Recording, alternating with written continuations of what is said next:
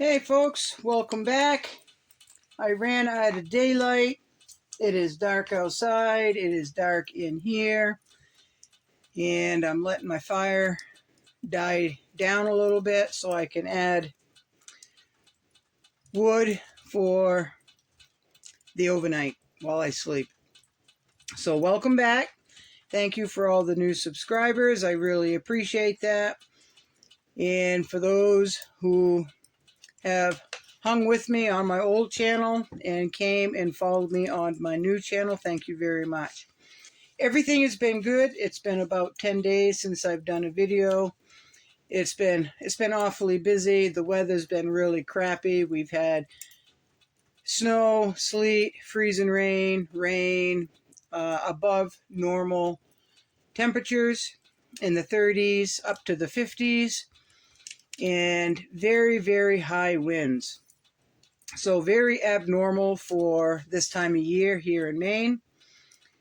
But I'll take every bit of it because it's nicer getting things done outside.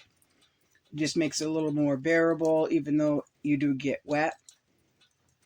And it saves on the wood, right? The warmer it is, the less heat you need and the less wood you burn. So there's that. An update on my back. My back is right back to normal. My ankle, I have stopped taping my ankle up. It's still a little tender. I'm still very ginger when I walk. I am not into a full stride yet. I'm keeping my ankle a little bit stiff, but I can see improvement. And the shoulder hurts. I'm just going to say that. The shoulder hurts, but I can feel progress every day. And we're getting there. We're getting there, folks. So this is going to be a short video just to say hello, and everything is good here. For those of you who have seen my community post, I did get 2 more geese. They're about 1.5 to 2 years old, and they are buff, buff dewlap Toulouse geese. So they're a little bit larger than my regular Toulouse geese, but that's all right. They're beautiful, they're friendly, and they're fitting right in. I have lost all but 5 of my guinea fowl. I had a bobcat come in, taking turns with the great horned owl at night. Because it has been so warm, the guinea do not like to go in the coop, so they roost in a spruce out in the yard, and the bobcat comes in after dark, climbs the tree, gets them out of the tree, and the great horned owl will fly into the tree, and the guinea will fly out. They will fly blind in the dark.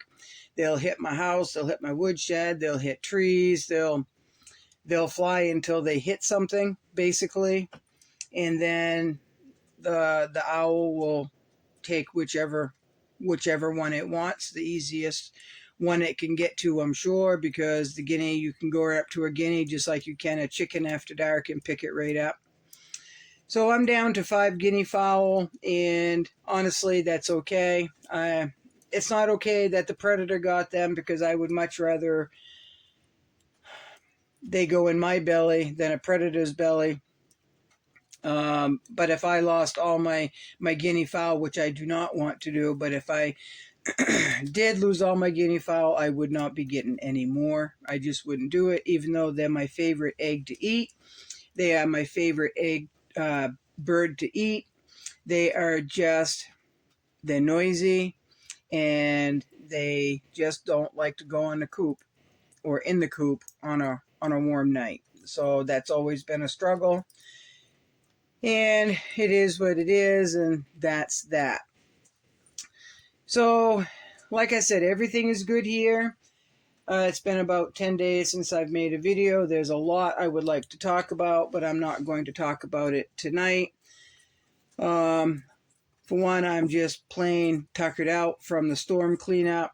I got stuck in my driveway. Cousin Shay got stuck in her driveway. Sister Barb got stuck in her driveway. And it's just, the cleanup is still going on with the plow, and hopefully tomorrow the yards will be cleaned up altogether just in time for more snow, right? But today it got up to 34. Tomorrow it was supposed to be a high of 41. And then Friday we're going to get snow, but the next week to week and a half, it's not supposed to get down below 30, which is very rare for January, end of January in Maine. Now, some can say that it's climate change. Some will argue that it's a natural cycle, which is what I believe. I do know there's way too much pollution out there, and we could debate that until the cows come home. But I just don't want to debate that. I know what I believe. Others know what they believe, and we can still get along and still be friends, right? So you all know that I like to share conversations that I have had, overheard, partook in, and things that I have seen, right? Well, I had a conversation with a young lady. She said that she could not afford to live on her own anymore, that she moved back in with her parents, and so she could save some money. She said, but it's really hard to save money. She's picking up extra shifts. She's thinking about a third job. And you know, there's a lot of people in the same boat. You know, back years ago when times got hard, everybody lived together as a family, right? And I truly believe that those days are coming back. So you have people that were proud and doing just well on their own, whether they were renting, whether they had owned their place and working, now finding it a real struggle to live on their own the way they have been, right? If they live in town, the price of rent here in Maine for a lot of people has doubled. And we all know about the food cost, right? We all know what's happening there. Food has at least doubled, if not tripled, with most things that I have seen. Now, I'm not a big shopper, but I pay attention when I do have to go into a store to see what's happening with the prices, and some of those things I'm just flabbergasted at how can people afford to eat anymore? How can they afford to eat healthy if they're not raising animals or if they're not having a garden? How are they eating? I don't understand how they're eating. I just don't. One young man says, I'll never go hungry. And I asked him what he meant by that. He said, I won't go hungry. I'm just going to give in to the whole thing. And if I can't afford food, I'll just live without food until his words, I expire. I asked him if he's ever felt hungry before, if he's ever been without his coffee in the morning, without food in his belly. And he said he's skipped a meal once or twice when he was sick and he really didn't feel like eating. Well, I asked him, I said, well, when you're healthy, have you ever skipped a meal or skipped a whole day without eating before? And he said he hadn't. So I said, you don't know what the belly's going to feel like, what you're going to feel like if you've missed a day without food. Well, there's another gentleman that was there, and he's a little older than I am, very wise, very, very wise, very in tune to what is happening. And he said, you know, if I skip a meal, I tend to get grumpy. If I skip 2 meals, I tend to get real grumpy, and I don't know what to do with myself. All I want to do is find something to eat. He said, what are you going to do? He said, do you think you're going to be the type, if you go a day without eating, are you going to get grumpy? And who are you going to take that out on? If your belly is hungry, you'll do just about anything, especially if you've gone 3, 4, 5 days or a week without food. You're going to be pretty desperate. Your belly is going to make you desperate for food. He just shrugged it off. He said, I'll just give in to what's going to happen, and what's going to happen is what's going to happen.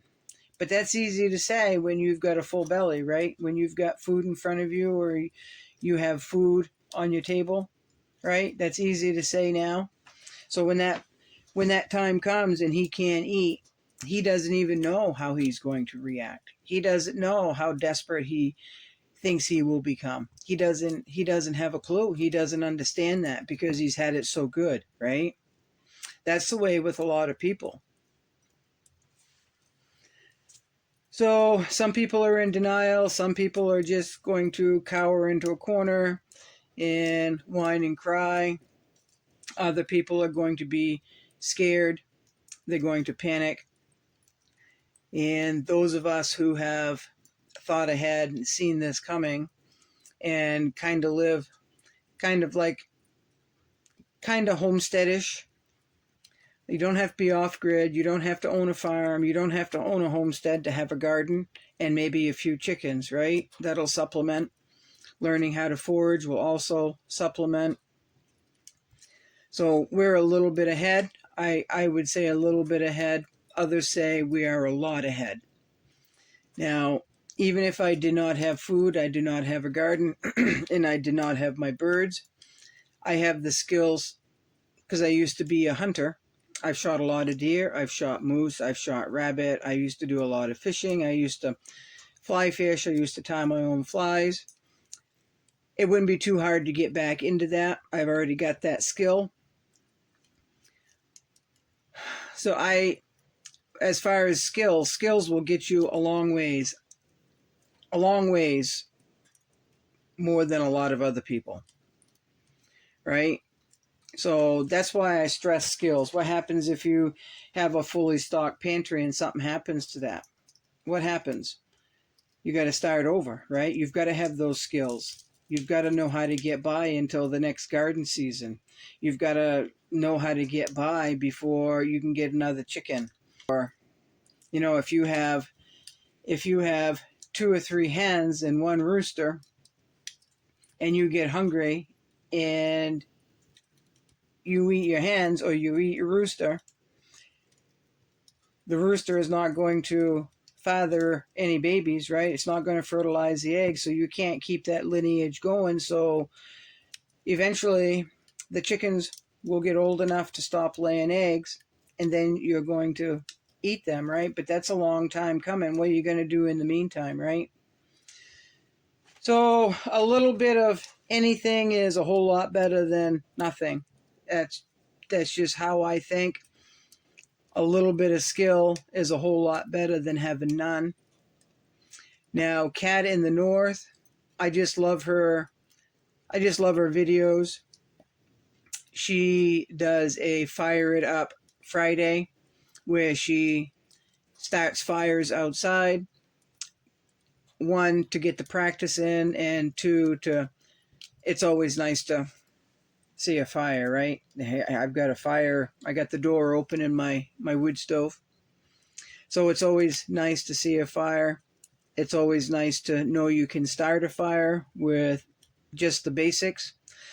So it's been a long time, a very long time, since I have started a fire without either a, Bernzomatic torch or a lighter. Sometimes I'll use a match. So those are skills that should be backup skills. If I did not have anything, then I should be able to learn.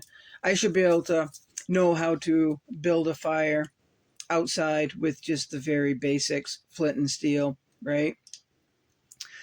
So that is something I am going to get back into, and I will bring you along on my very first attempt after probably 30 years. I am not kidding. I've got all the stuff. I have yet to just dig them out and practice with it. So on my very first attempt, I will start a fire that way. Cat in the north has promised not to laugh.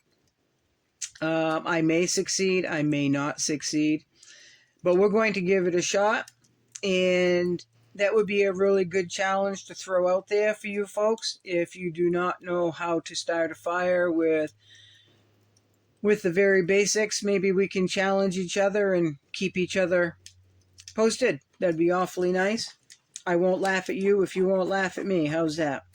I will post down below. Somebody asked for my mailing address. I will put that down below for you all, and I'll try to make it a practice to put my email down there as well. So my email, my post office box, and a short clip or two. There's a short clip down there, maybe 10 seconds long, that just made me roar with laughter, and I've watched it probably 10 times, folks. So it's like 10 seconds long and a pretty good laugh. Probably some of you have seen it, but it's not going to hurt you to watch it again for a little chuckle.